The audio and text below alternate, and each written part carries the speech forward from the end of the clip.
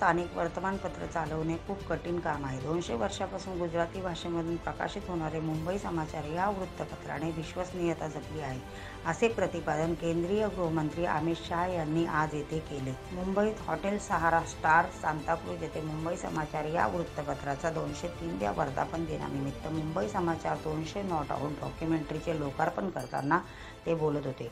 यावेळी मुख्यमंत्री एकनाथ शिंदे, उपमुख्यमंत्री देवेंद्र फडणवीस, कौशल्य, रोजगार, उद्योजकता व नाविन्यता मंत्री मंगल प्रभात लोढा, आमदार आशिष शेलार, मुंबई समाचारचे व्यवस्थापकीय संचालक एच.एम. कामा, संचालक मेहरबान कामा, मुंबई समाचार द्विशताब्दी समितीचे प्रमुख जितू मेहता, अभिनेता दिलीप जोशी, संपादक निलेश दवे आदी उपस्थित होते.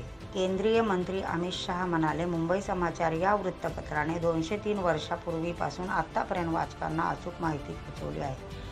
सामाजिक क्षेत्रात मुंबई समाचार वृत्तपत्राने महत्त्वपूर्ण योगदान दिले आहे. गुजराती भाषा, पत्रकारिता, साहित्य टिकवण्याचे कार्य मुंबई समाचारने केले आहे. मुंबई समाचारने बनवलेल्या डॉक्युमेंटरीचे हिंदी आणि इंग्रजी भाषेतही अनुवादित करण्यात यावे, जेणेकरून 200 वर्षाचा इतिहास संपूर्ण देशाला समजेल, अशा सूचनाही केंद्रीय मंत्री श्री शहा यांनी यावेळी केल्या.